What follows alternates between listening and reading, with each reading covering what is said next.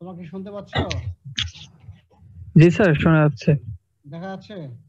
জি sir, দেখা যাচ্ছে, সব ঠিক আছে। তাহলে আমি ক্লাস শুরু করে দিই। স্টেনিং এর মধ্যে কালকে একটা ক্লাস বাকি ছিল, সেটা হলো জিল নেলসন স্টেইন। আরেকটা বলি, অ্যাসিড ফার্স্ট স্টেইন। এখানে দেখো, স্পেলিংটা দেখো, ভালো করে দেখো, এটা কিন্তু সবসময় অনেকে ভুল করে। ZIEHL, তারপর একটা স্পেস দিয়ে নেলসন, N-E, তারপরে WELSEN। স্পেলিংটা কঠিন কিন্তু, ঠিক আছে? জিল নেলসন।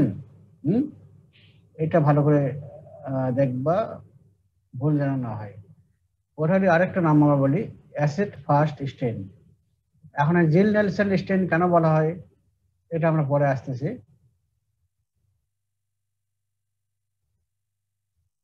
আচ্ছা, এখানে ডেফিনেশন কিছু আছে, এটা পরে আমি বলতেছি। আগে আমি প্রসিডিউরে যাব। কালকের মতো প্রসিডিউরে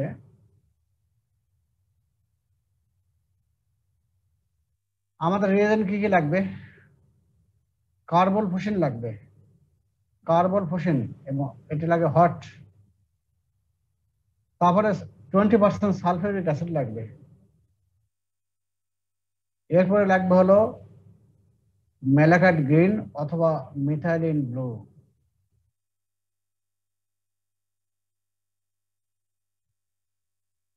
এখন মেথডটা কি? প্রথম আমরা করবে কি, ড্রাম স্টেন যেমন করলাম, যে preparation and fixation of smear, প্রথমে এটা করলাম, তাই তো? তারপর 2 নম্বরে করব আমরা স্টেনিং, প্রাইমারি স্টেনিং করব by hot carbon fuchsin. Primary staining করলাম বাই হট কার্বন ফুসিন। তারপরে স্টেপ হলো ডিকালারাইজেশন, এবং 4 নম্বর হলো counter stain. Counter stain, Gram staining ছিল মডার্নিং ছিল একটা, তাই না? প্রাইমারি স্টেনিং পরে ছিল মডার্নিং, এখানে কিন্তু মডার্নিং নাই। এখানে একটা স্টেপ এখানে বাদ। তাহলে আমরা এখন পড়ি, তাহলে preparation and fixation of smear. গতকালকে যেমন আমরা একটা স্লাইড কিভাবে তৈরি করি, ফিক্সড কিভাবে করি, সেটা অলরেডি জানছি। একটা পরিষ্কার স্লাইড দেবো, তারপরে আমরা স্পেসিমেন, এখানে স্পুটাম নেব, নিয়ে সেটাকে আগে একটা স্মিয়ার করবো, তাই তো? তারপরে ইয়ার ড্রাই করব, অথবা যে বুনসেন বার্নার বলো বা স্পিড ল্যাম্প বলো, তার উপর দিয়ে পাস করব, আস্তে আস্তে পাস করবো 3 থেকে 4 বার করলে এটা ফিক্সেশন হয়ে গেল। এই হলো preparation and fixation of smear. তারপর 2 নম্বর স্টেপ হলো প্রাইমারি স্টেনিং। এখানে দেব হলো হট কার্বন ফুসিন। এই যে কার্বন ফুসিন স্টেন, যে আমি বললাম কার্বন ফুসিন স্টেন বললাম, এটা আমরা কিছুক্ষণ হট করে নেই, হিট করে নিয়ে এটা গরম করে নেই। গরম করে নিয়ে এই যে প্রাইমারি স্টেনিং এর উপরে আমরা রাখবো, ইনটা স্লাইডের উপরে রাখবো, আমরা 5 মিনিট রাখবো, ঠিক আছে? তারপরে এটা ওয়াশ আউট করবো বাই ক্লিন ওয়াটার। হট দিলাম কি জন্য? এই যে আমরা কিন্তু এই যে মাইক্রোব্যাকটেরিয়াম এর একটা স্পেশাল ক্যারেক্টার, সেটা হলো যে সেখানে মাইকোলিক অ্যাসিড থাকে। এই মাইকোলিক অ্যাসিডটা সব কালারকে নেয় না। কার্বন ফসিন যদি হট না হয় তাহলে সে টেক আপ করবে না, এই জন্য হিট দেওয়া হয় এখানে। আচ্ছা, এই জন্য হট কার্বন ফসিন দেওয়া হলো এবং 5 মিনিট রাখা হলো, তারপর ওয়াশ আউট করলাম। এর প্রাইমারি স্টেনিং। তারপরে সেটাকে আবার ডিকালারাইজেশন। তাহলে প্রাইমারি স্টেনিং আমরা মডার্নিং করে রাখতেছি না, ওই হট কার্বন ফসিন হলে মডার্নিং হয়ে যায়। তারপরে ডিকালারাইজ করবো by 20% sulphuric acid. 20% sulphuric acid, এটাও আমরা রাখবো 5 মিনিট। তার সময় কিন্তু একই, 5 মিনিট রাখবো। তারপরে এটা ওয়াশ করবো ক্লিন ওয়াটার দিয়ে। 4 নম্বরে হলো কাউন্টার স্টেন করব সেটা মিথাইলিন ব্লু দিয়ে করতে পারি অথবা ম্যালাগাইট গ্রিন দিয়ে করতে পারি। আমরা সাধারণত মিথাইলিন ব্লু এটা ইউজ করে থাকি। মিথাইলিন ব্লু আমরা দিয়ে দিলাম এবং এখানে সময় একটু কম লাগবে, 1 থেকে 2 মিনিট। তারপরে এটা আবার ক্লিন ওয়াটার দিয়ে পরিষ্কার করব এবং শুকায় নিয়ে মাইক্রোস্কোপে পাটি পাওয়ার আমরা দেখবো। এই হলো প্রসিডিওর, তাই তো? তাহলে প্রাইমারি স্টেনিং কি প্রথম করলাম, কি ফিক্সেশন করলাম এবং স্মার তৈরি করলাম এবং ফিক্সেশন করলাম 1 নাম্বার। 2 নাম্বার করলাম কি প্রাইমারি স্টেনিং দিলাম বাই হট কার্বন ফোসেন। তাহলে ইন্টার স্লাইডে আমরা হট কার্বন ফোসেন দিলাম, রাখলাম কত 5 মিনিট। তারপরে আমরা কি করব, করলাম 3 নাম্বার স্টেজে ডিকালারাইজ করবো বাই 20% সালফিউরিক অ্যাসিড। এটাও আমরা 5 মিনিট রাখবো। রাখার পরে এটা আবার পরিষ্কার করবো ক্লিন ওয়াটারতে। তারপরে আমরা করবো কাউন্টার স্টেনিং করবো বাই ম্যালাগাইট গ্রিন অথবা মিথাইলিন ব্লু। এই যে করলে তারপরে এটা রাখবো 1 থেকে 2 মিনিট, এইভাবে পরিষ্কার করবো। তো যখন তোমরা করবো কি বলে যে প্র্যাকটিক্যাল ক্লাস আমরা করাবো, তখন এটা আরো ক্লিয়ার হবে। আপাতত শুধু জানে রাখো, যেহেতু তোমাদের স্কোপ নাই, এখন এটাই করতে হবে। তো এখন দেখো, এটুকু হলো তোমার প্রসিডিউর। এখন এই প্রসিডিউর যদি তোমার জানো, এখন আমি পরে ইলেকট্রো ক্লাসে আসি। এখন দেখো,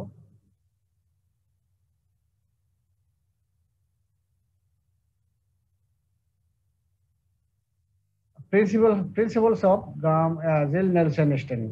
মূলনীতিটা কি? মূলনীতি হলো কি, আমরা সেদিন জানছি যে গ্রাম স্টেন সব ব্যাকটেরিয়াকে স্টেন করতে পারে না, তাই তো? তার মধ্যে একটা ছিল মাইক্রোব্যাকটেরিয়া। তো এই জন্য দেখো, এই mycobacteria do not stain well by the Gram technique. Gram stain যদি করি তাহলে সেখানে স্টেন নেয় না, কিন্তু ভালো মতো স্টেন নেবে না, বুঝবো না আমরা। সেটাকে আমরা করি স্টেন করি কি দিয়ে? কার্বন ফোসেন। আগে যেটা বললাম যে কার্বন ফোসেন দ্বারা স্টেন করলাম। এখন এই কার্বন ফোসেনটা হবে কি, হট কার্বন ফোসেন যখন দেওয়া হয় তখন সেটা বাইন্ড করে মাইক্রোলিক অ্যাসিড। সেল ওয়ালে থাকে মাইক্রোব্যাকটেরিয়ামের, সেল ওয়ালে মাইক্রোলিক অ্যাসিড থাকে। আমরা যখন মাইক্রোব্যাকটেরিয়াম পড়বো তখন আমরা জানবো যে ওর স্ট্রাকচার মাইক্রোলিক অ্যাসিড, এটাই মেইন স্ট্রাকচার। এই মাইক্রোলিক অ্যাসিডটা সঙ্গে এই কার্বন ফোসেন বাইন্ড করবে, ঠিক আছে? বাইন্ড করার পরে যদি আমরা ডিকালারাইজ, তখন আবার অ্যাসিড দেবো, 20% সালফিউরিক অ্যাসিড এখানে দিলাম। এখন এখানে কথা হলো, এই যে মাইক্রোলিক অ্যাসিডের সঙ্গে যে বাইন্ড করলো, করে সালফিউরিক অ্যাসিড দিয়ে আমরা ডিকালারাইজ করবো। এখন সালফিউরিক অ্যাসিড দিয়ে মাইক্রোব্যাকটেরিয়ামের সঙ্গে যেহেতু তোমার ওই যে এটা বাইন্ড করছে, তোমার ওই যে হট কার্বন ফোসেন, তো সালফিউরিক অ্যাসিড বাইন্ড করলো, সালফিউরিক অ্যাসিড দিয়ে ডিকালারাইজ করার পরেও এটা কিন্তু আর ওয়াশ আউট হবে না। কিন্তু আশেপাশে তোমার ওই যে যখন আমরা নেই, স্যাম্পল নেই, তখন বিভিন্ন সেল থাকে, তারপর টিস্যু ডেব্রাইস থাকে এবং আরো অনেক অর্গানিজম থাকে, এগুলো কিন্তু ওয়াশ আউট হয়ে যাবে, ঠিক আছে? এটাই, this removes the red dye from the background cells, tissue debris and any organism in the smear except Mycobacteria which retain মানে ধরে রাখা, retain and hold fast to the dye and therefore referred to as acid fast bacilli। এই জন্য এটাকে বলা হয় acid fast bacilli বলা হয়। তাহলে মোট কথা কি আসলো, আর শেষ করে, the following declaration, the smear is counter stained with malachite green অথবা methylene blue which stains the background material providing a contrast color against which is the red FB can be seen। তাহলে মোট কথা হলো যে, তাহলে প্রথম আমরা যদি গ্রাম স্টেজে মাইক্রোব্যাকটেরিয়াম টিউবারকুলোসিস, এর সেল ওয়ালে ফ্যাটি অ্যাসিড থাকে মাইক্রোলিক অ্যাসিড। এই মাইক্রোলিক অ্যাসিড থাকার জন্য আমরা যদি গ্রাম স্টেনিং করি তাহলে সেটাকে স্টেন নেবে না। তাহলে সেক্ষেত্রে আমরা করবো কি, এখানে আমরা নেই হট কার্বন ফোসেন। এই হট কার্বন ফোসেন তখন মাইক্রোলিক অ্যাসিডের সঙ্গে ইজিলি বাইন্ড করবে। বাইন্ড করার পরে যদি আমরা আবার 20% সালফিউরিক অ্যাসিড দ্বারা যদি ডিকালারাইজ করি, তাহলে এই স্লাইডের মধ্যে যেগুলো সেলুলার ডেব্রাইস, তারপরে আরো বিভিন্ন সেল থাকে, তারপরে এনি অর্গানিজম থাকে, এগুলো সব ওয়াশ আউট করে দেবে এক্সেপ্ট মাইক্রোব্যাকটেরিয়া। এটা কিন্তু ওই যে আমরা প্রাইমারি স্ট্যান্ড দিলাম এটাকে হোল্ড করে থাকবে, রিটেন করে থাকবে, এটা আর ওয়াশ আউট হবে না। এই যে হোল্ড, এই যে ডাইটাকে স্ট্যান্ড করে থাকতেছে, হোল্ড ফাস্ট, এই কারণে এটাকে বলা হয় অ্যাসিড ফার্স্ট ব্যাসিলাই, ফার্স্ট, ঠিক আছে, অ্যাসিড ফার্স্ট ব্যাসিলাই। অ্যাসিড দেওয়ার পরও তোমার স্ট্যান্ডটাকে রিটেন করে থাকতেছে, এই জন্য বলা হচ্ছে অ্যাসিড ফার্স্ট ব্যাসিলাই। এই জন্য তোমার এটা জানতে হবে যে অ্যাসিড ফার্স্ট ব্যাসিলাই কেন বলা হচ্ছে। আচ্ছা, তারপর করবে ফলো। তাহলে এখন এইখানে আসো, আমরা ডেগ্রাডাইজ করলাম, করার পরে এই স্মেলিং আবার আমরা কাউন্টার স্ট্যান্ড দেবো। কি দেবো? বেশ করে আমরা মিথাইলিন ব্লু দিই। মিথাইলিন ব্লু দিলে তোমার যেহেতু মাইক্রোব্যাকটেরিয়াম টিউবারকুলোসিস ওয়াশ আউট হয়নি, ওর যে প্রাইমারি স্ট্যান্ডিং ছিল হট কার্বন কোশিন, ওর রং ছিল রেড, ওই রেড কালারে থাকবে, ঠিক আছে। কিন্তু আদার যে সেলগুলো তোমার যে তোমার ব্যাকগ্রাউন্ড সেলগুলো থাকে, অর্গানিজম থাকে, এগুলো তো ওয়াশ আউট হয়ে গেল, ওইখানে স্ট্যান্ড হবে তোমার হলো এই যে মিথাইলিন ব্লু। মিথাইলিন ব্লুর স্ট্যান্ডটার রং হলো ব্লু কালার, ওই জন্য ব্যাকগ্রাউন্ডটাও ব্লু নেবে। আর যদি ম্যালাকাইট গ্রিন যদি নেই দেই তাহলে সেখানে ব্যাকগ্রাউন্ড হবে গ্রিন হবে, ঠিক আছে। এইটা হলো প্রিন্সিপাল অফ দ্য আন্ডারস্ট্যান্ডিং। এখন এইখানে আরেকটু আমরা ব্যাকে আসি।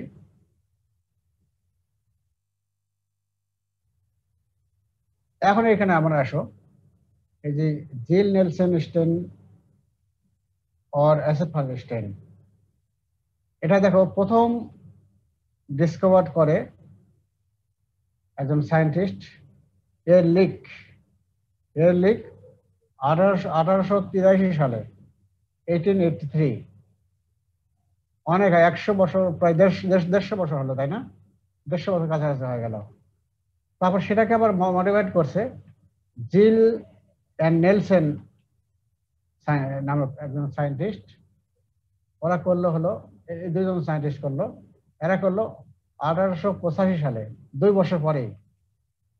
এই জন্য পরেরটা নাম দেওয়া হলো, পরের যে দুইজন তাদের নাম অনুযায়ী দেওয়া হলো জিল নেলসন স্টেনিং। তাহলে আমরা দুইটাই বলতে পারি, একটা হলো তোমার হলো জিল নেলসন স্টেন বলতে পারি, অথবা এবি অ্যাসিড ফার্স্ট স্টেন বলতে পারি।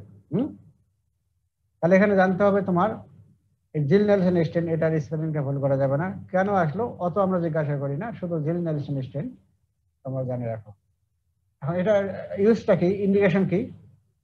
এটা মাইক্রোব্যাকটেরিয়াম যে স্পেস আছে এটা ডায়াগনোস করার জন্য আমরা এটা স্টেন করে থাকি। মাইক্রোব্যাকটেরিয়াম স্পেস অনেক থাকে, মাইক্রোব্যাকটেরিয়াম টিউবারকুলোসিস, মাইক্রোব্যাকটেরিয়াম আলসারেস, মাইক্রোব্যাকটেরিয়াম ল্যাপ্রি, অনেক অনেক থাকে। এগুলো যখন মাইক্রোব্যাকটেরিয়াম পড়াবো তখন তোমরা জানবা। এটা ইউজ করার জন্য পড়ি আমরা জিল নেলসন স্টেন। এখন এখানে দেখো জিল নেলসন স্টেনিং আমরা যে করি, এটাকে এখানে আমরা দিচ্ছি 20% সালফিউরিক অ্যাসিড। কিন্তু এই যে মাইক্রোব্যাকটেরিয়াম যখন মাইক্রোব্যাকটেরিয়াম টিউবারকুলোসিস যখন স্টেন করবো তখন আমরা দেবো 20% সালফিউরিক অ্যাসিড, ওটাকে বলতেছি জিল নেলসন স্টেনিং। আবার যখন মাইক্রোব্যাকটেরিয়াম ল্যাপ্রি এটাকে যখন স্টেন করবো তখন ওই যে সালফিউরিক অ্যাসিড 20% আমরা নেই না, তখন নেবো হলো 5% সালফিউরিক অ্যাসিড, ওটাকে বলা হয় মডিফাইড জিল নেলসন স্টেনিং, ঠিক আছে। এটা লিখে রাখো, মডিফাইড জিল নেলসন স্টেনিং। এই জন্য আমরা জিজ্ঞাসা করে থাকি যে আমরা যখন ওই তোমার মাইক্রোব্যাকটেরিয়াম ল্যাপ্রি স্টেন করি ওটার মেথডটা কি, তখন যদি শুধু বলো যে জিল নেলসন স্টেন তাহলে কিন্তু ভুল হবে। ওখানে বলতে হবে মডিফাইড জিল নেলসন স্টেনিং। মডিফাইড মানে কিছুই বেশি না, মডিফাই করা হয়নি, সামান্য একটু মডিফাই করা হয়েছে, সেখানে হলো 5% সালফিউরিক অ্যাসিড নেওয়া হলো, ঠিক আছে।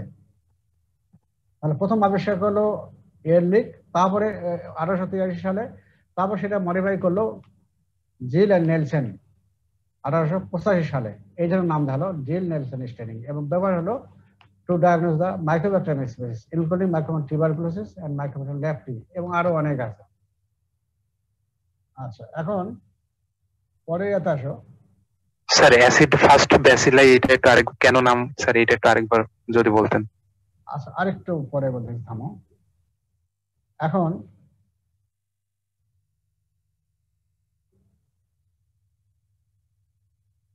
তোমার এখন আমি ডেফিনেশনটাকে জানি।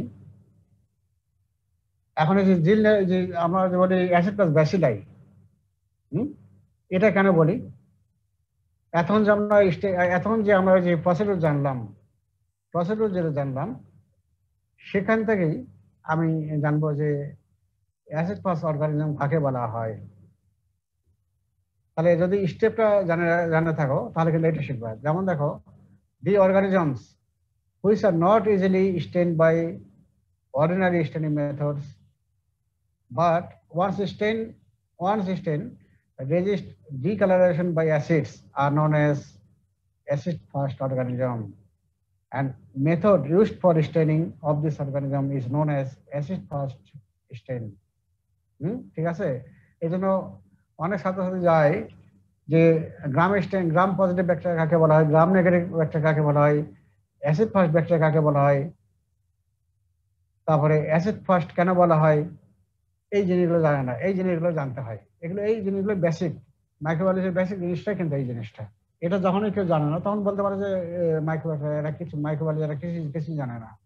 তো যতই অনেক বেশি জানো, কিন্তু তুমি সামান্য এই জিনিসটা বলতে পারতেছো না, তাহলে কিন্তু মানে ধরা হয় যে তুমি জানো না কিছু, তোমার নলেজ তেমন নাই। এই জন্য এই ডেফিনিশন গুলা ভালো করে জানবা এবং পরীক্ষা আমরা ধরি। আচ্ছা, তাহলে আবার দেখো, the organism which are not easily stained by ordinary staining method, যেমন গ্রাম স্টেনিং করা হলো, এখানে কিন্তু গ্রাম স্টেনিং করা যায় না। কি যেন করা যাচ্ছে না? এই যে তোমার সেল ওয়ালে যে মাইক্রোলিক অ্যাসিড থাকে, মাইক্রোব্যাকটেরিয়াম, একসঙ্গে তারা বাইন্ড করতেই পারবে না। ঠিক আছে, যার স্টেন নিবেই না তারা। কিন্তু যদি ওয়ান্স স্টেন সেই স্টেন না দিয়ে অন্য একটা স্টেন নামা দিলাম, কি হট কার্বন ফুশন দ্বারা স্টেন করলাম, যখন করা হলো স্টেন, সেটা কিন্তু রেজিস্ট করবে ডিকালারেশন বাই অ্যাসিডস। 24 সালফিউরিক অ্যাসিড দিলাম, সেটা কিন্তু রেজিস্ট করলো, তাই তো? এই জন্য বলা হচ্ছে known as acid fast organism. এখন এই প্রশ্ন করছে অ্যাসিড ফাস্ট কেন বলা হচ্ছে, পরে আবার আসছে সেটা, known as acid fast organism. তাহলে এখানে দেখো, প্রথম আমরা প্রাইমারি স্টেনিং করলাম কি দ্বারা, হট কার্বন ফুশন, তাই তো? তারপরে আমরা কি করলাম, ডিকালারাইজ করলাম বাই হট কার্বন ফুশন, তারপর ডিকালারাইজ করলাম কি দিয়ে, 24 সালফিউরিক অ্যাসিড। তাহলে মাইক্রোবায়োল টিউবারকুলোসিস যেটা, সেটা কিন্তু রেজিস্ট করলো, তাই তো? সেটা কিন্তু সে রেজিস্ট করলো, করার ফলে কি হলো, হট কার্বন ফুশনের যে রংটা রেড, সেটাই থেকে গেল। কাউন্টার স্টেন যখন করা হচ্ছে সেই রেডটা নিচ্ছে না। কিন্তু ওই যে তোমার কি বলে যে স্লাইডে অন্য অর্গানিজম যেগুলো থাকবে, তারপরে তোমার টিস্যু থাকবে, এগুলো সব ওয়াশ আউট হয়ে যাবে। এই জন্য কাউন্টার স্টেন যখন করা হয়, সেটা ম্যালাকাইট গ্রিন দিয়ে যদি করা হয় তাহলে গ্রিন ব্যাকগ্রাউন্ড আসবে। আর যদি মিথাইল ব্লু দ্বারা স্টেন করি, তাহলে ব্যাকগ্রাউন্ড আসবে ব্লু কালার আসবে। এই ডেফিনেশনটা জানো। এখন ও বললো যে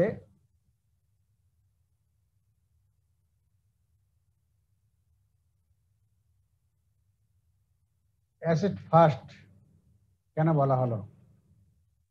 এখানে দেখো যে প্রথম আমরা করলাম কি, ফিক্সেশন করে এলাম, তাই তো? স্যাম্পল নিয়ে স্ম্যানিং করলাম এবং ফিক্সড করলাম। তারপরে সেখানে আমরা দেব কি, প্রাইমারি স্টেনিং দেব, হট কার্বন ফুশন। সেটা বাইন্ড করলো কার সঙ্গে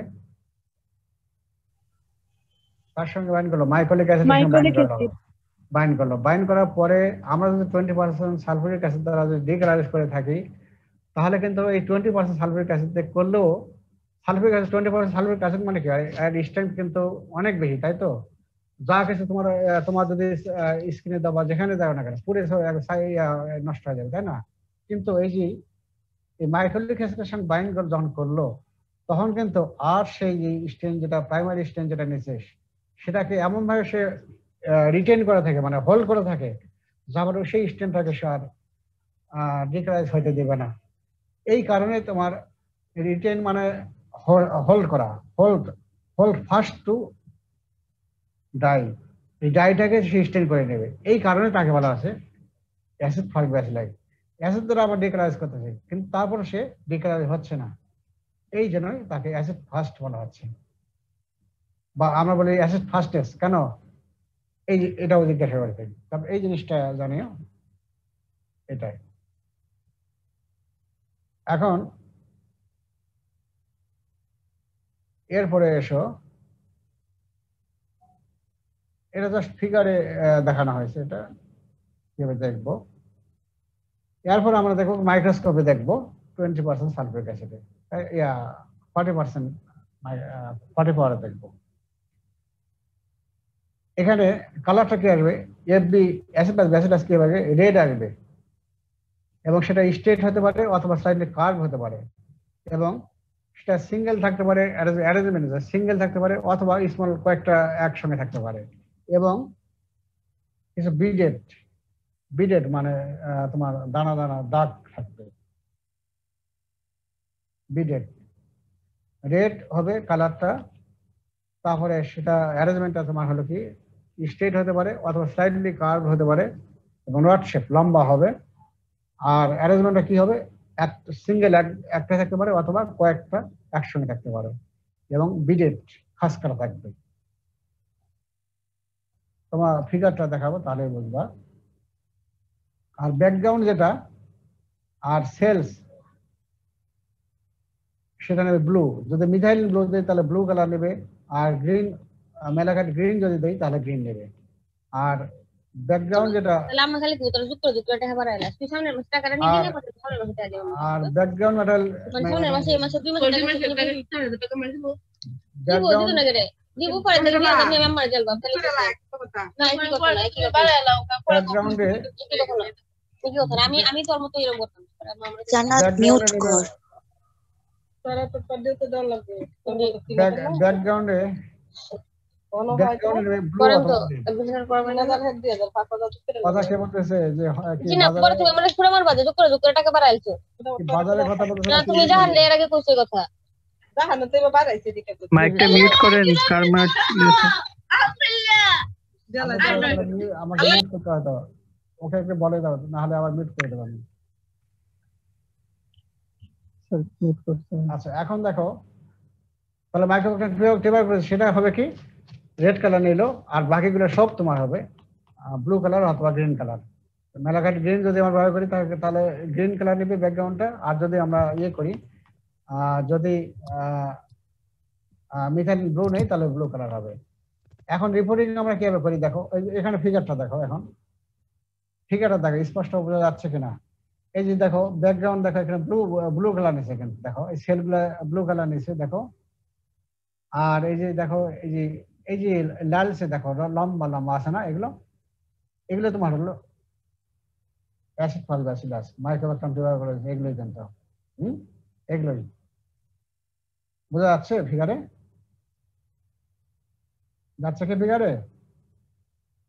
এই যে অনেক অনেক আছে, হ্যাঁ এটা স্ফুটাম নিয়ে এটা স্টেন্ড করা হয়েছে, এই লম্বা, হ্যাঁ বুঝতেছো দেখতেছো এটা? Hello sir. জি স্যার দেখা যাচ্ছে। হ্যাঁ অনেকটা ঝাপসা, তারপর হ্যাঁ অনেকটা এই যে স্মেলিং নিলে এরকম হয়। তোমার বইতে দেখি ওই বেশ করে তোমার যে মনিকা যেটা আছে, মনিকাতেও দেখে নিতে পারো, মনিকাতেও সুন্দর করে দেওয়া আছে। আর তোমার মনিকাতে ভালো দেওয়া আছে, ওটাতে ভালো করে দেখে নেবা। এবং এগুলো আঁকা আমরা শিখাবো, যখন প্র্যাকটিক্যালে যখন আসবে তখন আমরা ভালো করে শিখাবো এগুলো। এই যে মাঝে মাঝে সবগুলো দেখা যাচ্ছে না, কিন্তু এই যে মাঝে মাঝে দেখা যাচ্ছে, দেখো লম্বা, দেখো অনেক লম্বা দেখো, এবং সিঙ্গেল হিসেবে থাকতে পারে, অথবা দেখো আমরা কি বলছি স্ট্রেট, এটা রেড কালার একটা, তারপরে বলছে কি স্ট্রেট অথবা কার্ভ, স্লাইটলি কার্ভ, অনেক জায়গায় দেখো কার্ভ আছে, দেখো এই যে যেখানে একটু সামনে একটু কার্ভ আছে। আবার অ্যারেঞ্জমেন্টটা কেমন, সিঙ্গেল থাকতে পারে, আবার দেখো কয়েকটা স্মল গ্রুপ থাকে, এই যে কয়েকটা দেখো স্মল গ্রুপ আকারে আছে। আবার দেখো এটা হলো বিডেড অ্যাপিয়ারেন্স, এই বিডেড মোটামুটি একটু অত ভালো বোঝা যাবে না, একটু বিডেড আছে।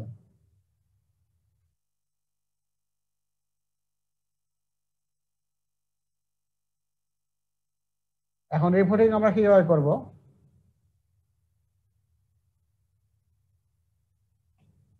রিপোর্টিং করব আমরা সাধারণত 100টা ফিল্ড দেখি, 100 বা 300টা ফিল্ড দেখার নিয়ম, 300টা ফিল্ড দেখার নিয়ম, 300টা ফিল্ড দেখে তারপরেই রিপোর্ট করার নিয়ম। যেমন দেখো এখানে রিপোর্ট করবো কি, একটা 3+, 2+, 1+, এইভাবে আমরা এক্সটেন্ড করি। আরেকভাবে করি, দেখো একটা ফিল্ডে যদি তুমি 10টা অর্গানিজম বেশি পাও তাহলে তখন আমরা রিপোর্ট করবো 3+। একটা ফিল্ডে 10টার বেশি পাচ্ছ, 2+, তখন একটা ফিল্ডে পাচ্ছ তুমি 1 থেকে 10টা এফবি, ঠিক আছে। 10টার বেশি যখন পাচ্ছ তখন বলতো 3+, আর যদি 10টার কম পাচ্ছ, হ্যাঁ 1 থেকে 10টা পাচ্ছ, তাহলে রিপোর্ট করবো তোমার 2+। এরপরে এখানে দেখো 100টা ফিল্ড দেখলাম, 100টা ফিল্ডের মধ্যে যদি আবার 10 থেকে 100টা পাও তাহলে করব 1+। এটা কিন্তু খেয়াল রাখবা। তাহলে 3+, 2+, এবং 1+, ঠিক আছে। সংখ্যাটা দেখো, একটা ফিল্ডে যখন পেলাম 10টা মোর দেন 10 তখন 3+, একটা ফিল্ডে যখন 1 থেকে 10টা পেলাম তখন 2+, আবার যদি 100টা ফিল্ডে যখন দেখলাম তখন খুব স্ক্যান্ডি, যখন খুবই কম, তখন 10 থেকে 100টা যখন পাইলাম তখন পার 100 ফিল্ড তখন বললাম 1+। আরেকটা ভাবে করি আমরা, যে 100টা ফিল্ডে যখন 1 থেকে 9টা পাইলাম তখন আর এই 1+, 2+, 3+ দেবো না, তখন রিপোর্টটা এক্সাক্ট নাম্বার দেবো আমরা, ঠিক আছে। তখন দেবো এক্সাক্ট নাম্বার, অনেক কম তাহলে তখন নাম্বার আমরা দেবো।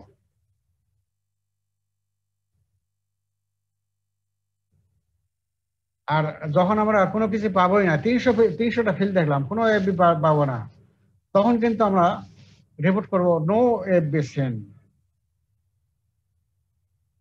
No AFB scene.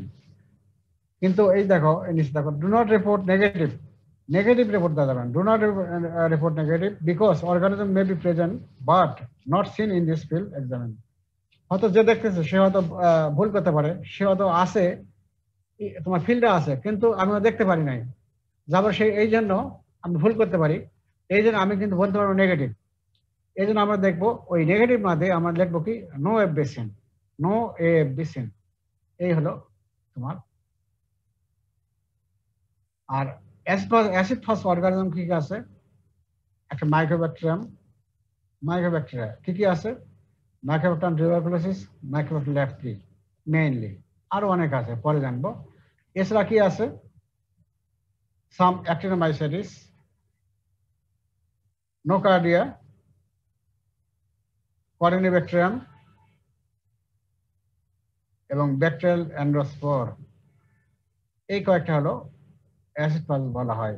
তবে তোমার এগুলো রিটেনের সময় লিখিও, বলার সময় বলিও না ভাইভাতে। তোমার ভাইবার সময় বলিও তোমার মাইক্রোব্যাকটেরিয়া এটা বলেই যথেষ্ট। মাইক্রোব্যাকটেরিয়ার মধ্যে মাইক্রোব্যাকটেরিয়াম টিউবারকুলোসিস বলবো এবং মাইক্রোব্যাকটেরিয়াম ল্যাপ্রি, এই দুটো মেইনলি তোমার বলবা, ঠিক আছে। তাহলে আমরা ধরে নেবো তুমি জানো। আর যত বেশি বলবা তত তোমার অনেকে জানে না, যার ফলে এই জিনিসগুলো অনেকে স্বীকার করতে চায় না। তারপর তুমি এই দুইটা অবশ্যই বলবা যে অ্যাসিড ফাস্ট অর্গানিজম কি কি আছে, মাইক্রোব্যাকটেরিয়াম টিউবারকুলোসিস এবং মাইক্রোব্যাকটেরিয়াম ল্যাপ্রি, মেইনলি এই দুটাই বেশি ডিজিজ করে। তাহলে গ্রাম স্টেনিং, তাহলে বুঝলা গ্রাম স্টেনিং। দেখো আমি একটু কথা বলে যাও খাই তোমাদের সঙ্গে, চা ঠান্ডা হয়ে গেছে।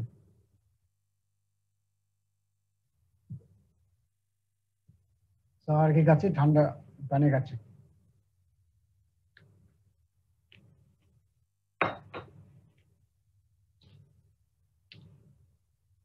গ্রাম স্টেনিং কালকের সঙ্গে একটু ইয়ে করে নিই আমরা। গ্রাম স্টেনিং কার নামে হলো? ক্রিশ্চিয়ান গ্রাম, ড্যানিশ ফিজিশিয়ান। তার নামে হইলো। ওই জন্য গ্রামের উচ্চারণটা লেখার সময় গ্রামটা অবশ্যই জিটা বড় হাতে লিখবা, যেহেতু সে একজন সায়েন্টিস্ট, একজন মানুষের নাম, কখনোই ছোট হাতে, অনেকে ছোট হাতে লেখে, এই জিনিসটা ইয়ে করবো না। তাহলে উনি এটা আবিষ্কার করলো, তারপর আমরা করতেছিলাম। প্রিন্সিপালটা এখন যে আমরা জিজ্ঞাসা করি, যে প্রিন্সিপালটা অবশ্যই ভালো করে জানতে হবে। যে আমরা জিজ্ঞাসা করি যে কোনোটা গ্রাম পজিটিভ একটা তোমার হলো ডার্ক ভায়োলেট কালার অথবা ডার্ক কি পেল পিঙ্ক হচ্ছে, আর গ্রাম নেগেটিভ একটা রেড হচ্ছে, কেন হচ্ছে, তখন তোমার প্রিন্সিপালটা জানতে হবে। প্রিন্সিপালটা জানার সুবিধা সোজা, যে তোমাকে তখন স্ট্রাকচার জানতে হবে যে Gram stain depends on the bacterial structure. যেমন তোমার হলো গ্রাম পজিটিভ ব্যাকটেরিয়াতে কি থাকে, তোমার কি পেপটাইডোগ্লাইকেন থিকার হয়, তাই তো। আর গ্রাম নেগেটিভ ব্যাকটেরিয়াতে কি হয়, পেপটাইডোগ্লাইকেন থিন হবে এবং সেখানে আর কি থাকবে, আউটার মেমব্রেন থাকবে, এটাই পার্থক্য।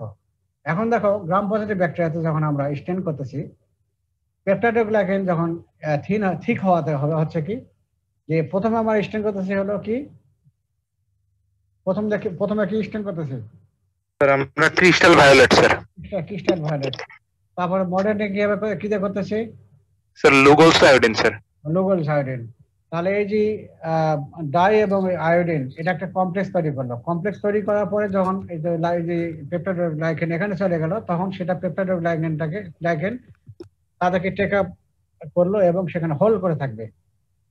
তারপরে যদি আমরা ডিকালারাইজ করি, সেটা অ্যাসিড করতে পারি বা অ্যালকোহল দিয়ে করতে পারি, করলেও যেহেতু সেই মাইক্রোব্যাকটেরিয়া তোমার লাইফোফালোসাইটটা পেপটাইডোগ্লাইকেনটা অনেক ঠিক, যার ফলে সে আর ডিকালারাইজ করতে পারবে না। যা ফলে পরে যদি আবার কাউন্টার স্টেন করি, কিতে করি, carbon fossil carbon fossil diluted carbon fusion, তখন আর কিন্তু ডিকালারাইজ হবে না। যা বলে ওটার সে স্টেন নেবেই না, কাউন্টার স্টেন সে নেবেই না। এই জন্য তখন তার কালারটা হবে কি, প্রাইমারি স্টেনিং এর যে কালারটা, প্রাইমারি স্টেনিং কালার ছিল তোমার হলো, ওটা ছিল পার্পল স্যার, পার্পল বা পিঙ্ক কালার হবে, পিঙ্কটাই বলা ভালো, যে ডিপ পিঙ্ক কালারটা, ওই জন্য পিঙ্ক কালারটা হয়। অনেক সময় পার্পল বা পার্পল বলতে পারো, পিঙ্ক না পার্পল অথবা ভায়োলেট কালার বলতে পারো। পার্পল আর ভায়োলেট স্যার। হ্যাঁ, এটা বলতে পারো। আচ্ছা, আর হলো গ্রাম নেগেটিভ ব্যাকটেরিয়াতে কি হচ্ছে, ওর আউটার লেয়ারে কি আছে, আউটার মেমব্রেন আছে, তারপরে তার ভিতরে আছে তোমার পেপটাইডোগ্লাইকেন আছে থিন। এখন এটা সমস্যা হচ্ছে কি, যে এই লাইপোপোরাসাইট থাকতেছে, আউটার মেমব্রেন থাকতেছে, যখন আমরা প্রাইমারি স্টেনিং করতেছি, তখন কিন্তু এইটা কিন্তু ওই আউটার মেমব্রেন আর ওই যে তোমার ভেদ করে ভিতরে লাইপোপোরাসাইট পর্যন্ত পৌঁছাইতে পারতেছে না, বা পৌঁছালে সামান্য যাচ্ছে। এতে হচ্ছে কি, যখন আমরা ডিকালারাইজ করবো বাই অ্যালকোহল অথবা অ্যাসিডন, তখন ইজিলি সে ওয়াশ আউট হয়ে যাবে। আর যখন ওয়াশ আউট হয়ে যাবে, তখন কি, যখন কাউন্টার স্টেন করবো, তখন সেটা সে কাউন্টার স্টেনের রংটা সে নিচ্ছে। কাউন্টার স্টেনের রং রেড, যা বলে তখন সে রেড নেয়। এই হলো তোমার স্টেনিং। এই জন্য আমি কতটা বোঝাতে পারলাম জানি না, তবে প্র্যাকটিক্যালি আসলে তখন তোমাদের এটা আরো ক্লিয়ার হয়ে যাবে। এই জন্য এই জিনিসটা জানবা। তাহলে এই হলো স্টেনিং। এখন পর্ব হলো ক্লাসিফিকেশন, এটা আমরা পড়ি।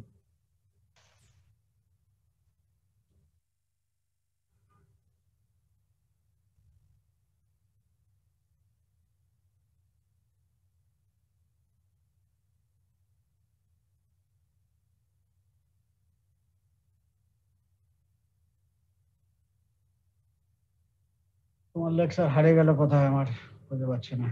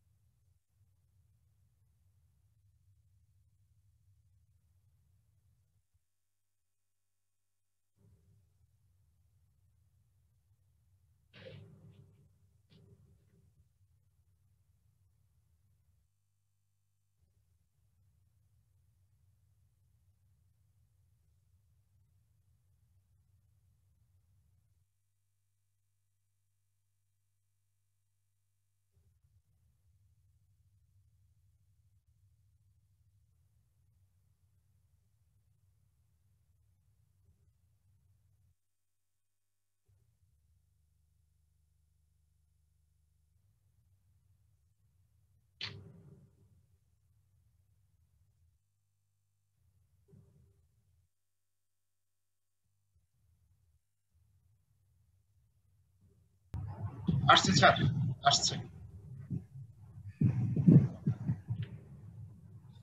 আচ্ছা, এখন দেখো আমরা ক্লাসিফাই করি। Classification of bacteria.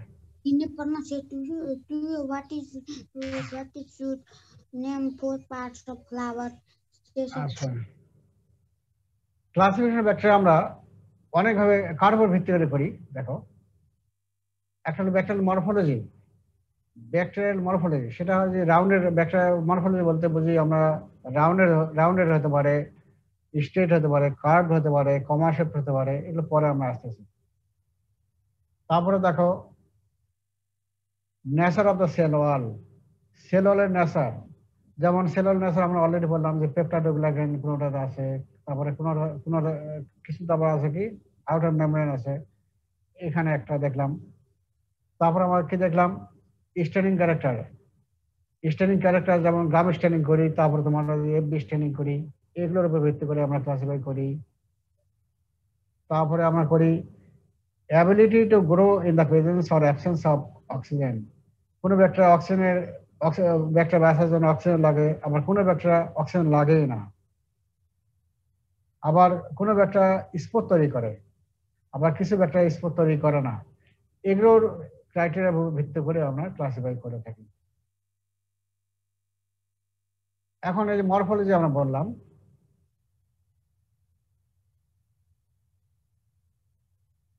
এই স্লাইডটা পরে দেখাচ্ছি আমি, এটা পরে দেখাই, এটা পরে দেখাই। এইটা আসো, মরফোলজি অনুযায়ী আমরা ক্লাসিফাই করি। যেমন কক্কাই, যদি রাউন্ড শেপ হয় তাহলে সেটাকে আমরা বলি কক্কাই, ঠিক আছে। এক্সাম্পল হলো স্টেপ্টোকক্কাস, এবং স্টেপ্টোকক্কাস বলতে পারো বা স্টেপ্টোকক্কাই বলতে পারো, স্টেফিলোকক্কাই বলতে পারো বা স্টেফিলোকক্কাস বলতে পারো।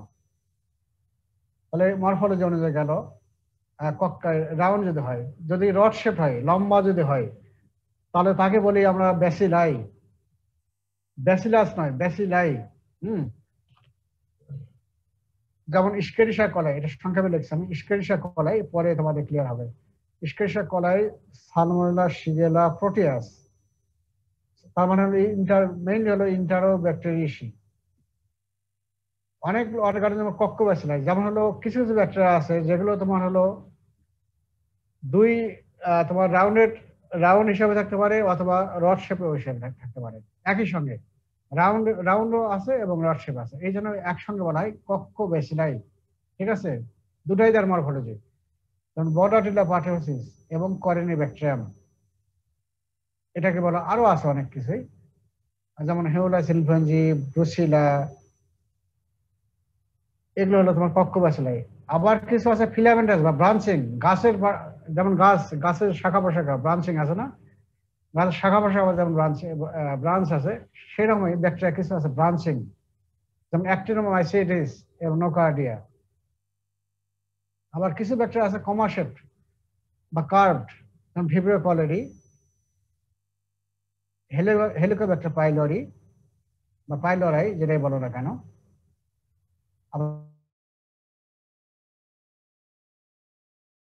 তোমার যে পেঁচানো হয় সেরকম হয়, যেমন ট্রেফোনোমা, এই যে ট্রেফোনোমা, স্পাইরিলাম মাইনাস বরিলা, ট্রেফোনোমা জানলেই হবে। তাহলে মরফোলজি ক্লাস এটাই। তাহলে রাউন্ড যদি হয় তাকে বলবো কক্কাই, রড শেপ লম্বা যদি হয় তাহলে ব্যাসিলাই, আবার একই সঙ্গে যদি রাউন্ড শেপও আছে রড শেপও আছে সেটাকে বলি কক্কোব্যাসিলাই। তাহলে কক্কাই, ব্যাসিলাই এবং কক্কোব্যাসিলাই। তারপর কিছু ব্রাঞ্চিং, সেটাকে বলি ফিলামেন্টাস ব্রাঞ্চিং। আবার কিছু কমা শেপ, ভিব্রিও কলেরি, ডায়রিয়া করে, তাই তো। আবার স্পাইরাল, যেমন ট্রেপোনোমা, সিফিলিস করে। এগুলো হলো তোমার মরফোলজিক্যাল ক্লাসিফিকেশন। আমরা ক্লাসিফিকেশন বিভিন্নভাবে করাবো। আচ্ছা, এখন দেখো ফিগারটা যে আমরা আগে যে ওভারলোক করলাম সেটা এখন যাই। এখানে ফিগারটা দেখে নাও, কক্কাই রাউন্ডেড, তাই তো। এই যে প্রথম A1 দেখো, A1 ফিগারটা দেখো, এখানে ক্লাস্টার ফর্মে আছে, তাই না। ক্লাস্টার একসঙ্গে গুচ্ছ করা আছে। এই যে ক্লাস্টার ফর্মে থাকতে পারে। কখন আবার A2 দেখো, এখানে চেইন আকারে আছে, এটা চেইন ফর্মে আছে। আবার কিছু আছে দেখো A3 এবং A4, দুইটা কক্ষাই একসঙ্গে আছে, একে বলবো আমরা ডিপ্লোকক্কাই। আবার B1 B তে দেখো, এগুলো কিন্তু লম্বা এগুলো, ঠিক আছে। আবার এই যে C1 এবং C2 দেখো স্প্রিং যেমন দেখো পেছানো পেছানো থাকে যেমন, এগুলো যেমন পেছানো আছে, আছে না এইরকম। এগুলো হলো মরফোলজি, আরো যখন পড়াবো তখন বুঝবো।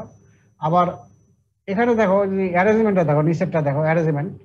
এই যে আমি দেখলাম কোনগুলো হলো কি ডিপ্লোবক্তায়, আবার কোনোটা দেখলাম যে ক্লাস্টার, কোনোটা আবার চেইন। কেন হচ্ছে? এগুলো হয় তোমার সেল ডিভিশন যে হয় এর কারণে এটা কিন্তু হয় সেল ডিভিশন।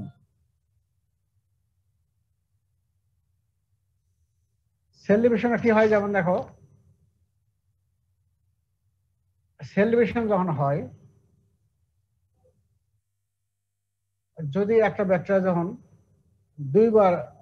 একবারই যখন সেল ডিভিশন হয় তখন দুইটা একসঙ্গে থাকে, দেখো এই জন্য তাকে বলা হচ্ছে ডিপ্লোকক্কাই। দুটোই আছে, সেল ডিভিশন একবার হয় আর হয় না কিন্তু। তারপরে পরে নিচে দেখো চেইন আকার আছে। এখানে সেল ডিভিশনে কি হবে? সিঙ্গেল প্লানে হবে, এক প্লানে হচ্ছে কিন্তু, এক প্লানে, হ্যাঁ। তাহলে এখানে চেইন ফর্ম হলো।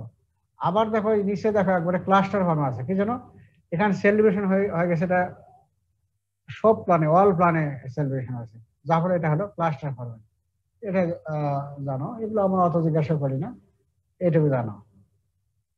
তাহলে মরফোলজি ক্লাসিফাই করলাম। এরপরে আমরা ক্লাসে জানবো, এরপরে যাবো হলো স্টেনিং ক্যারেক্টার। স্টেনিং ক্যারেক্টার দেখো, সেটা হলো গ্রাম পজিটিভ।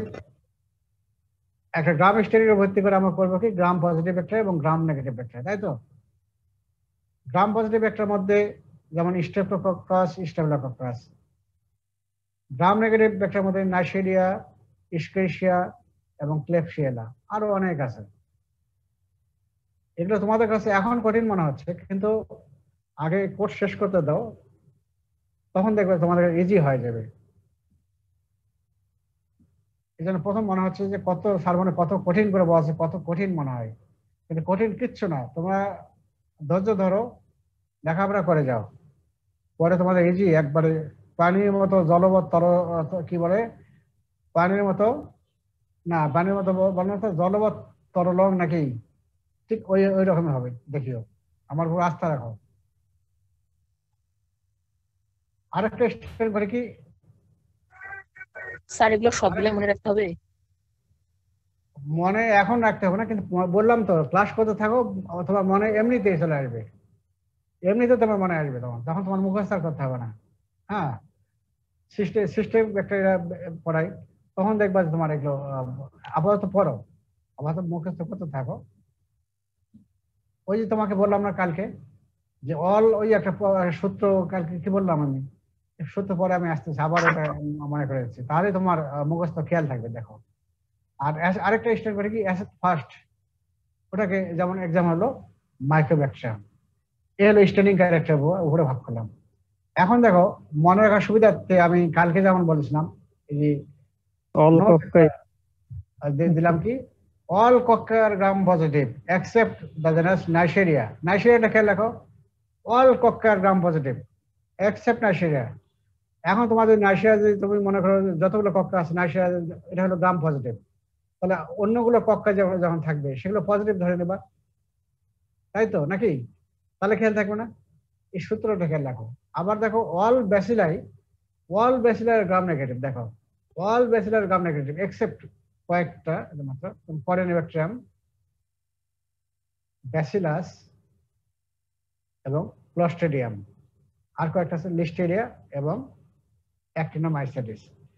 এই পাঁচটা খেয়াল থাকবে না, এই পাঁচটা তোমার এই পাঁচটা ব্যাসিলাই তোমার হলো গ্রাম নেগেটিভ, গ্রাম পজিটিভ, আর বাকিগুলো সব তোমার গ্রাম নেগেটিভ।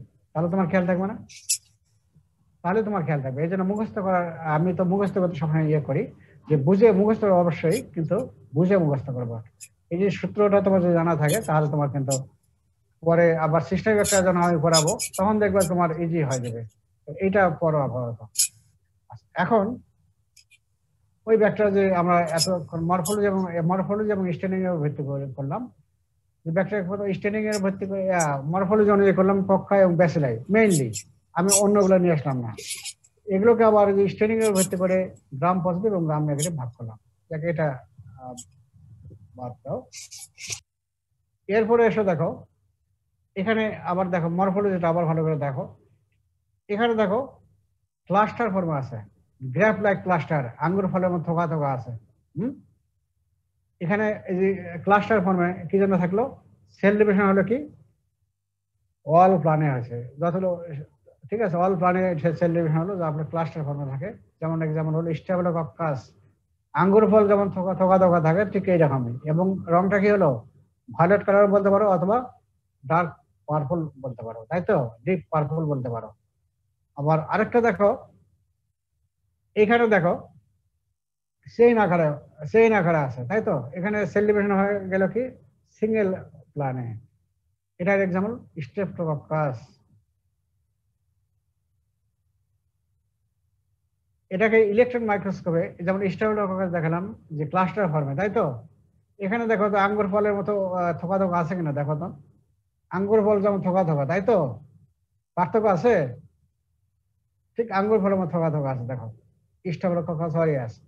আবার এখানে দেখো চেইন ফর্মে আছে, এখানে এটা হলো স্টেফিলোকক্কাস।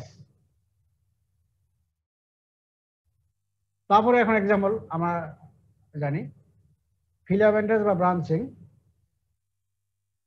যেমন এক্সাম্পল হলো স্টেটোমাইসিস। দেখো এখানে দেখো তো ব্রাঞ্চিং, দেখো তো গাছের যে শাখা প্রশাখা এরকম ব্রাঞ্চিং নাই, আছে না, দেখো তো ব্রাঞ্চ একবারে আছে, ঠিক আছে, ফিলামেন্টাস বা ব্রাঞ্চিং, যেমন স্টেটোমাইসিস। তারপরে ফিগার দেখো কমা শেপ বললাম না, ইঁদুর, এই দেখো ইঁদুরের মতোই লম্বা লেজ আছে, কিন্তু এটাই হলো ফ্লাজেলা। এই যে তোমার ভিব্রিও কলের যেটা আছে ওটা কিন্তু কমা শেপ এবং এই লম্বা লেজ থাকে, এই জন্য এটা কিন্তু হাইলি মোটাইল কিন্তু কমা শেপ। আবার আরেকটা দেখো ওই জিনিসটা জাস্ট দেখানো হয়েছে আর কি। পরের ফিগারে দেখো, আচ্ছা এই গেল। এখন আরেকটা ভাগে ভাগ করবো আমরা on the base of oxygen requirement. এখানে বলবো কি কোনো ব্যাকটেরিয়া বাঁচার জন্য অক্সিজেন লাগে, অক্সিজেন ছাড়া তারা বাঁচতে পারে না। আবার কিছু ব্যাকটেরিয়া আছে অক্সিজেন থাকলে তারা বাঁচতে পারবে না, তাদের জন্য লাগবে কার্বন ডাইঅক্সাইড। আবার কিছু ব্যাকটেরিয়া আছে যে অক্সিজেন লাগে কিন্তু সামান্য পরিমাণ লাগে, ঠিক আছে। আবার কোনো ব্যাকটেরিয়া আছে যে তারা অক্সিজেন ছাড়াও বাঁচতে পারে বা অক্সিজেন থাকলেও বাঁচতে পারে। এই জন্য আমরা ভাগ করেছি, দেখো এখন একটা মানে হলো স্ট্রিক্ট অথবা অব্লিগেট অ্যাডপস। স্ট্রিক্ট মানে অব্লিগেট অ্যাডপ মানে কি অক্সিজেন ছাড়া তারা বাঁচতেই পারবে না, এই জন্য বলা হচ্ছে স্ট্রিক্ট অথবা অব্লিগেট অ্যাডপস। অবশ্যই বাঁচার জন্য তাদের অক্সিজেন লাগবে। তাহলে ডিফাইন করি কি আরেকটা ভাগ করে, আরেকটা কি স্ট্রিক্ট বা অব্লিগেট অ্যানারব। অ্যানারব মানে কি এখানে অক্সিজেন থাকবে না, যদি অক্সিজেন থাকে তাহলে তারা বাঁচতেই পারবে না, এই জন্য বলা আছে স্ট্রিক্ট অথবা অব্লিগেট অ্যানারবস। আরেকটা ভাগ করে থাকি ফ্যাকাল্টেটিভ অ্যানারব। এখানে হলো কি তারা অক্সিজেন থাকলেও বাঁচতে পারে বা অক্সিজেন না থাকলেও বাঁচতে পারে, এই জন্য বলা হচ্ছে ফ্যাকাল্টেটিভ অ্যানারব। আরেকটা হলো মাইক্রো অ্যারোফিলিক। এখানে হবে কি তারা বাঁচার জন্য সামান্য অক্সিজেন হলেই তারা বাঁচতে পারে। এই চারটা ভাগে আমরা ভাগ করে থাকি। এখন এগুলোই এটা খুব ভালো করে জানতে হবে। এখানে আমরা এখন ভালো করে আসি। এখন দেখো স্ট্রিক্ট বা অব্লিগেট অ্যারোবস কাকে বলবো? They can not survive without oxygen, they require oxygen for their growth. তাহলে ডিফাইন করতে পারি the bacteria the which cannot survive without oxygen is called obligate aerobes অথবা strict aerobes। হ্যাঁ, উইদাউট অক্সিজেন তারা বাঁচতেই পারতেছে না। এক্সাম্পল হলো দেখো Mycobacterium, Neisseria, Nocardia, Brucella, Bacillus cereus, Bordetella এবং সিডোমোনাস। এর মধ্যে তোমার এই যে মাইক্রোব্যাকটেরিয়াম অবশ্যই যখন এক্সাম্পল আমরা ভাইভাতে জিজ্ঞাসা করবো মাইক্রোব্যাকটেরিয়ামের নাম অবশ্যই বলবা, আর একটা সিডোমোনাস এটার নামও বলবা, নাইসেরিয়া এটাও বলবা, ঠিক আছে। কিন্তু মাইক্রোব্যাকটেরিয়াম এটা ভুলা যাবে না। মাইক্রোব্যাকটেরিয়াম এটা হলো অব্লিগেট অ্যারোবস, এটা অবশ্যই ভালো করে জানবা, খেয়াল রাখবা। আবার 2 নম্বরে কি তার অপোজিট, যে আগেরটা অক্সিজেন ছাড়া বাঁচতে পারলো না, আর এটা কি অক্সিজেন থাকলে বাঁচবেই না সে। the bacteria who cannot live in presence of oxygen, oxygen থাকলে সে বাঁচতেই পারবে না, অপোজিট হয়ে গেল। এটা এক্সাম্পল কি ক্লস্ট্রিডিয়াম, ব্যাকটেরিয়াস এবং ল্যাক্টোব্যাসিলাই। এই ক্লস্ট্রিডিয়াম অনেকগুলো গ্রুপ, এটা তো একটা ফ্যামিলি, অনেক অর্গানিজম আছে, পরে আমরা জানবো এটা। তাহলে আগে তাহলে এই হলো তোমার। আর 3 নাম্বারটা এই যে বললাম ফ্যাকাল্টেটিভ অ্যানারোবিক, এই জন্য বলা হলো যে they grow both in aerobic and anaerobic condition.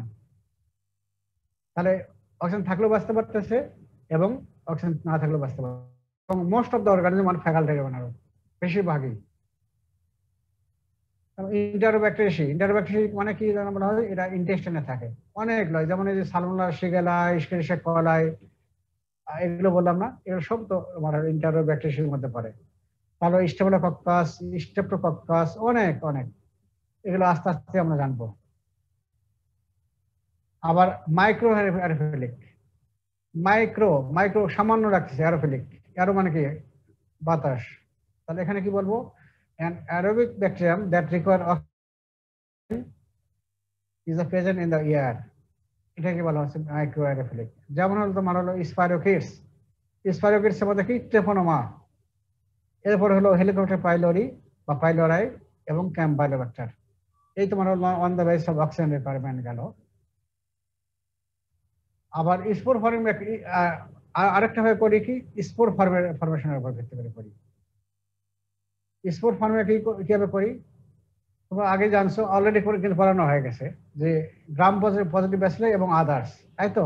Gram positive bacilli এটা তোমার মেইন হলো কি ব্যাসিলাস এবং হলো ক্লস্ট্রিডিয়াম, তাই তো। ব্যাসিলাসের মধ্যে তোমরা জানো Bacillus anthracis, Bacillus cereus, Bacillus subtilis, আরো অনেক আছে জানবা। আর ক্লস্ট্রিডিয়াম এর মধ্যে কি আছে, ক্লস্ট্রিডিয়াম বটুলিডিয়াম, ক্লস্ট্রিডিয়াম পারফিউজেন্স, ক্লস্ট্রিডিয়াম ডিফিসিল, আরো অনেক আছে, কয়েকটা জানা এখন। আর আদার্সের মধ্যে এগুলো রিটেনের সময় বলবা, কিন্তু ভাইভাতে না বলা ভালো। ভাইবার সময় তো ব্যাসিলাস এবং ক্লস্ট্রিডিয়াম এই দুটাই বলবা। তাহলে এই হলো স্পোর ফর্মিং এর উপর ভিত্তি করে। তাহলে আমি এতক্ষণ যেগুলো বললাম, একটা হলো মরফোলজি অনুযায়ী ক্লাসিফাই করলাম, আরেকটা করলাম স্টেনিং এর উপর ভিত্তি করে করলাম, আরেকটা করলাম তোমার হলো অ্যারেঞ্জমেন্ট, তারপরে স্পোর ফর্মের উপর ভিত্তি করে, আরেকটা করলাম কি অক্সিজেন রিকোয়ারমেন্টের উপর ভিত্তি করে করলাম। এই সবগুলোই কিন্তু পরীক্ষা আসে, ভাইভাতে দ্বারা হয়। ওগুলোরই কোয়েনসাইজ ফর্মে এখন পড়াবো। এটা এখন দেখে নাও, এখানে আমি প্রথমে 3টা হেডে ভাগ করব। একটা রিজিড থিক ওয়াল সেল, আবার পরক্ষণে দেখো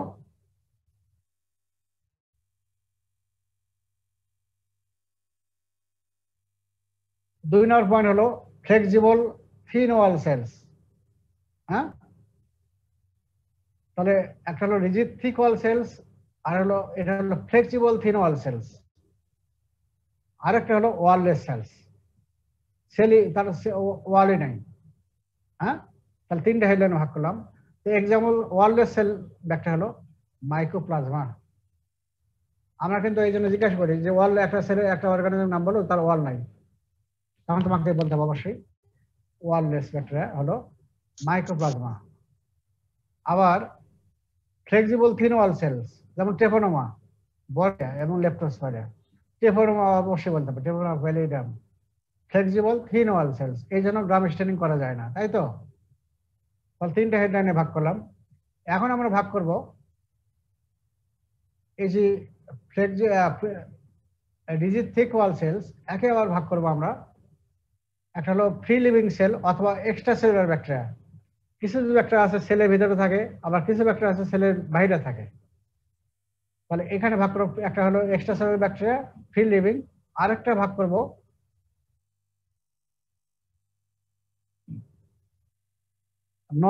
নন ফ্রি লিভিং, অথবা ওকে বলবো অব্লিগেট ইন্ট্রাসেলুলার, তাহলে সেলের বাইরে তারা বাঁচতে পারবে না। এটারও এক্সাম্পল আগে জানে রাখো যে রিকেটশিয়া ক্লামিডিয়া। এই যে ইন্টারসেলুলার ব্যাকটেরিয়া কি কি আছে আমরা জিজ্ঞাসা করি, তখন এই দুটো অবশ্যই বলতে হবে, রিকেটশিয়া ক্লামিডিয়া। ঠিক আছে, এখন ইন্টারসেলুলার ব্যাকটেরিয়া বললাম, এখন এক্সট্রাসেলুলার ব্যাকটেরিয়া কি আছে?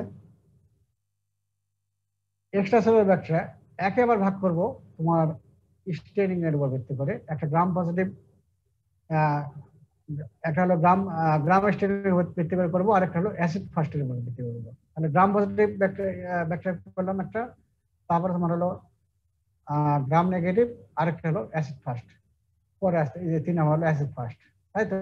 গ্রাম পজিটিভ, গ্রাম নেগেটিভ এবং অ্যাসিড ফাস্ট। অ্যাসিড ফাস্টের মধ্যে একটা এক্সাম্পল, সেটা হলো মাইক্রোব্যাকটেরিয়াম। আচ্ছা, এখন এসো গ্রাম পজিটিভ ব্যাকটেরিয়া। এখন এসো গ্রাম পজিটিভ ব্যাকটেরিয়ার মধ্যে কক্কাই হলো অলরেডি কক্কা কি কি আছে তোমরা জানছো কেন? স্ট্রেপ্টোকক্কাস এবং স্টেফিলোকক্কাস জানছো। আর রড কি আছে? ব্যাসিলা কি আছে? এখানে স্পোর ফর্মিং রডস আছে এবং নন স্পোর ফর্মিং রডস আছে। স্পোর ফর্মিং মধ্যে হলো যেমন ব্যাসিলাস এবং ক্লস্ট্রিডিয়া স্পোর তৈরি করে, তোমরা অলরেডি জানছো, ব্যাসিলাস এবং ক্লস্ট্রিডিয়া বা ক্লস্ট্রিডিয়াম। আর নন স্পোর ফর্মিং এর মধ্যে আছে করেনিব্যাকটেরিয়াম, লিস্টেরিয়া, নোকার্ডিয়া, অ্যাক্টিনোমাইসিস। আর গ্রাম নেগেটিভ দেখো একেবারে আমরা ভাগ করবো কক্কায়। তোমরা জানোই তো all cocci are Gram positive except Gram negative except কি নাইজেরিয়া। নাইজেরিয়া হলো Gram negative. Coccal Neisseria. Rod কি হলো? রডের মধ্যে আমরা ভাগ করবো ওই তোমার অক্সিজেনের উপর ভিত্তি করে অ্যারোবিক, অ্যানারোবিক এবং ফ্যাকাল্টেটিভ অ্যানারোবিক। অ্যারোবিকের এক্সাম্পল তোমরা অবশ্যই জানো, সিরোপোনাস। অ্যানারোবিকের মধ্যে ব্যাকটেরিয়াস। আর ফ্যাকাল্টেটিভ অ্যানারোবিকের মধ্যে আমরা ভাগ করবো স্ট্রেট এবং কার্ভড। তোমরা একটু, আমরা ভাইভাতে এত ধরি না, তোমরা ওই যে তোমরা একটু দেখে নেবা যে ওই যে বাবা একটু পরে ফোন দিচ্ছি, একটু পরে ফোন দিচ্ছি। আচ্ছা, এখন তোমার রিটেন কোশ্চেন গুলো দেখি, ওই যে কোনটা তোমাদের করতে হবে। ভাইবা তো এত কঠিন হবে আমরা ধরি না। ফ্যাকাল্টেটিভ দেখো, স্টেট আছে মধ্যে কিছু রেসপিরেটরি অর্গানিজম আছে, আবার কিছু আছে ইন্টেরিক মানে ইন্টেস্টাইনে থাকে। রেসপিরেটরি ট্র্যাক্টে থাকে বর্ডারিলা এবং হেমোভিলাস। আবার ইন্টেরিক ট্র্যাক্টে থাকে তোমার ইন্টারোব্যাক্টার, এস্কেরিশিয়া, ক্লেফসিলা, প্রোটিয়াস এবং সালমোনেলা। আবার কিছু আসলে জোনোটিক অর্গানিজম মানে প্রাণীতে থাকে, যেমন ব্রুসিলা, তারপর হলো পাস্তোরেলা এবং ইয়েরসিনিয়া। আর কার্ভের মধ্যে ভিব্রিও, ক্যাম্পালোব্যাক্টার, হেলিকোব্যাক্টার। এগুলো আসলে এখন কঠিন মনে হচ্ছে, কিন্তু এবং এই জিনিসগুলো পড়া থাকলে হবে কি, সিস্টেমিক ব্যাকটেরিয়া যখন আমি পড়াবো তখন তোমাদের জন্য সোজা হবে। আপাতত একটু মুখস্থ করতে থাকো। তাহলে এই হলো তোমার ক্লাসিফিকেশন পড়ানো হয়ে গেল। তাহলে প্রথম হলো আমি ভাগ করলাম যে ফ্লেক্সিবল থিক ওয়াল সেল, রিজিড থিক ওয়াল সেলস, তারপরে ফ্লেক্সিবল থিন ওয়াল সেলস, আরেকটা হলো ওয়াললেস ব্যাকটেরিয়া। ওয়াললেস ব্যাকটেরিয়া একটাই বললাম মাইক্রোপ্লাজমা, হ্যাঁ। আর থিন ওয়াল সেলের মধ্যে ট্রেপোনোমা, বরেলিয়া এবং ল্যাক্টোস্পিরা, তাই তো। তারপরে আমরা রিজিড থিক ওয়াল সেলস ওকে ভাগ করলাম, একটা হলো ইন্টারসেলুলার ব্যাকটেরিয়া, আরেকটা হলো এক্সট্রাসেলুলার ব্যাকটেরিয়া, তাই তো। ইন্টারসেলুলার ব্যাকটেরিয়ার মধ্যে এক্সাম্পল হলো রিকেটশিয়া এবং ক্লামিডিয়া। আর এক্সট্রাসেলুলার ব্যাকটেরিয়াকে আমরা ভাগ করতেছি আবার অন দ্য বেসিস অফ প্রথম ভাগ করলাম স্টেনিং ক্যারেক্টার উপর ভিত্তি করে করলাম, একটা গ্রাম পজিটিভ, গ্রাম নেগেটিভ এবং অ্যাসিড ফাস্ট। অ্যাসিড ফাস্টের একটা এক্সাম্পল সেটা হলো মাইক্রোব্যাকটেরিয়াম। আর গ্রাম পজিটিভ আর গ্রাম নেগেটিভ একে তো তোমরা জানলাই। গ্রাম পজিটিভ কক্কা হলো স্টেফিলোকক্কাস, স্টেফিলোকক্কাস জানলা। আর রডের মধ্যে কিছু স্পোর তৈরি করে, সেগুলো যেমন হলো ব্যাসিলাস এবং ক্লস্ট্রিডিয়াম। আর নন স্পোরিং ফর্মিং মতো আছে তোমার হলো এই করেনিব্যাকটেরিয়াম, লিস্টেরিয়া, নোকার্ডিয়া, অ্যাক্টিনোমাইসিস। আচ্ছা, আর গ্রাম নেগেটিভ যখন আসলো তাকে আমরা ভাগ করবো আবার তখন কক্কাইলোনাইসিরে, আর ব্যাসিলাই যখন আসবে, রডস যখন আসবে তখন ভাগ করলাম আমরা অক্সিজেন রিকোয়ারমেন্টের উপর ভাগ করলাম। একটা অ্যারোবিক, অ্যানারোবিক এবং ফ্যাকাল্টেটিভ অ্যানারোবস। অ্যারোবিকের এক্সাম্পল অবশ্যই সিডোমোনাস, আর অ্যানারোবিক হলো ব্যাকটেরিয়াস, ইন্টেস্টাইন থাকে, এটা সিডোমোনাস ইন্টেস্টাইন থাকে, আরো অনেক জায়গায় থাকে। আর ফ্যাকাল্টেটিভ মধ্যে তোমার ভাগ করবো স্টেট এবং কার্ভ। কার্ভের মধ্যে হলো, কার্ভ অলরেডি জানছে, ভিব্রো কলেরি যেমন কলেরা করে, ক্যাম্পালোব্যাক্টেরিয়া আছে, হেলিকোব্যাক্টেরিয়া, এগুলো হলো কার্ভ একুশের। আর স্টেটের মধ্যে ভাগ করবো হলো রেসপিরেটরি ট্র্যাক্টে জায়গা থাকে, যেমন হলো বর্ডাটিলা, হেমোফিলাস। আর ইনটেক ট্র্যাক্টে থাকে, ইন্টেস্টাইন থাকে তোমার ইন্টারোব্যাক্টার, সালমোনেলা, শিগেলা, প্রোটিয়াস। তার মানে ইন্টারোব্যাক্টেরিয়া যখন আমরা পড়বো তখন কি কি ফ্যামিলি আছে তখন আমরা স্পষ্ট জানবো। জোনেট অর্গানিজম কি কি আছে আমরা ব্রুসেলা এবং পাস্তুরেলা এবং ইয়েরসিনিয়া। এই হলো ক্লাসিফিকেশন। কারণ কালকে আমরা, তাহলে আজকে ক্লাসে এই বন্ধই, কালকে আমরা পড়বো ব্যাকটেরিয়াল ফিজিওলজি, নিউট্রিশন এবং ব্যাকটেরিয়াল কার্ভ, এইটা আমরা পড়বো, ঠিক আছে? স্যার আমাদের একটু কথা ছিল। বলো স্যার সপ্তাহে 6টা ক্লাস আমাদের জন্য স্যার একটু বেশি হয়ে যাচ্ছে, সব সাবজেক্টেরই ক্লাস চলতেছে তো প্রত্যেকদিন হচ্ছে, একটু হইলে একটু বেশি হয়ে যায় স্যার, একটু কমাইলে ভালো হতো। না আমি না ঠিক আছে, আমি তোমাদের সাথে একমত, কিন্তু হয় কি একটা জিনিস বলে রাখি, এখন তো সিদ্ধান্ত তোমরাই নাও, আমি চাপাই দেবো না, সিদ্ধান্ত তোমরাই নিবা।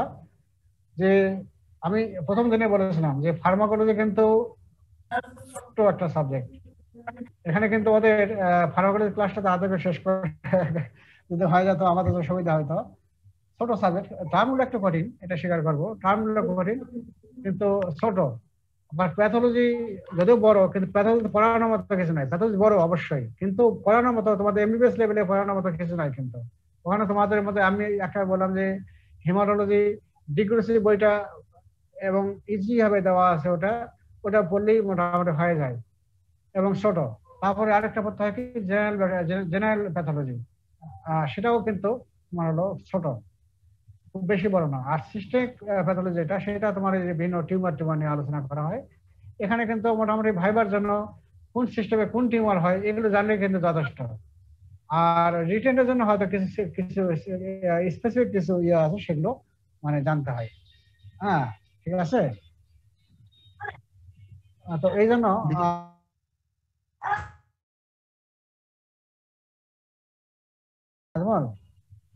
হ্যাঁ হ্যাঁ হ্যাঁ আসছে, হ্যাঁ হ্যাঁ। আর তুমি নাজমুল আরেকটা করি তো,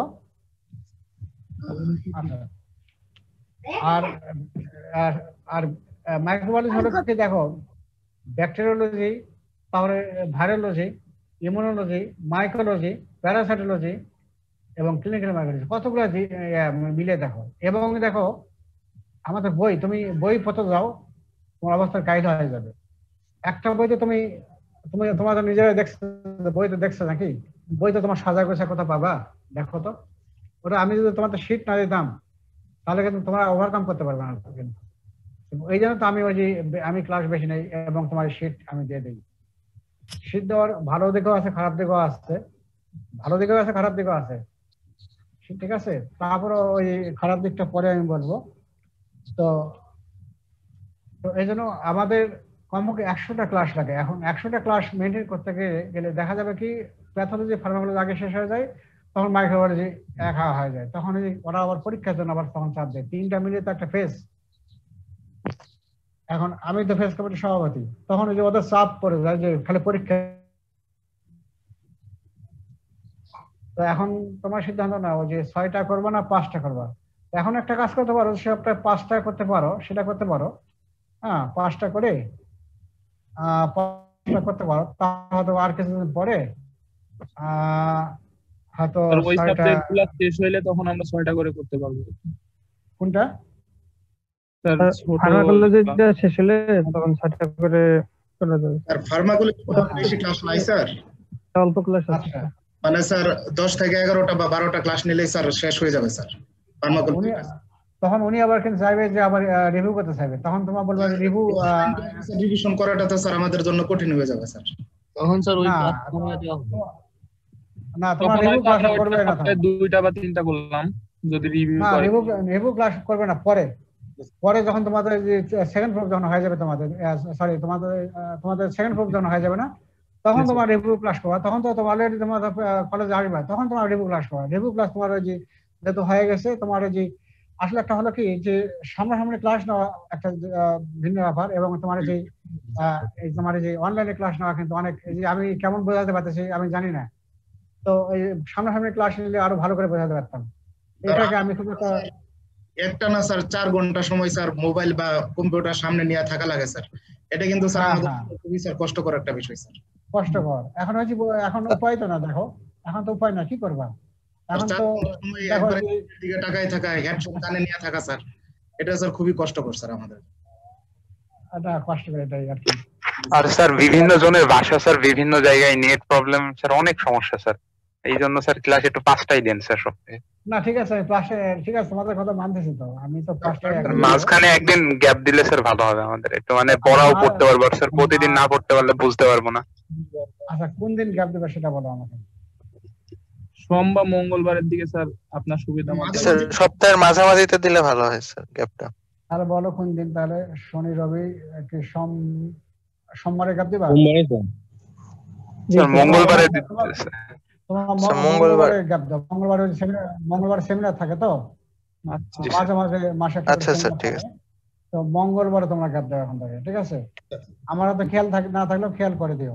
জি স্যার। আচ্ছা স্যার মঙ্গলবার করে গ্যাপ। এখন দেখো তোমাদের ক্লাস নিচ্ছে, আমি তোমাদেরকে বলতেছি তো যে আমি এই যে মাইক্রোবায়োলজি অন্য ডিপার্টমেন্ট দেখো, তোমার মেডিসিন বলো বা সার্জারি বলো বা গাইনি বলো, কোনো ডাক্তার কিন্তু নাই, সবাই কিন্তু অনলাইনে প্র্যাকটিস করে, কলেজে কেউ আসে না কিন্তু, ঠিক আছে? এবং এই যে বেসিক সাবজেক্টের দেখো সবাই কিন্তু বাইরে থেকে ক্লাস নিচ্ছে, চিন্তা করো।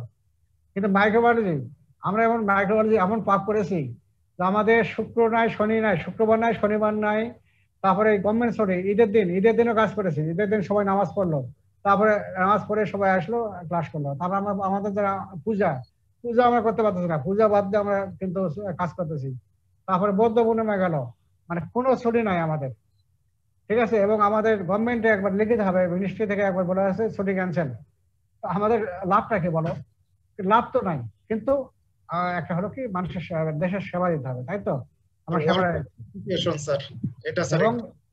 এবং দেখো আমরা ক্লাস করি, দেখো যে আমি তো 9টার মধ্যে ইন করি এবং যাই আমি কখন জানো 7টা দিকে, কমপক্ষে 7টা বাজে, 6টা বাজে আমার।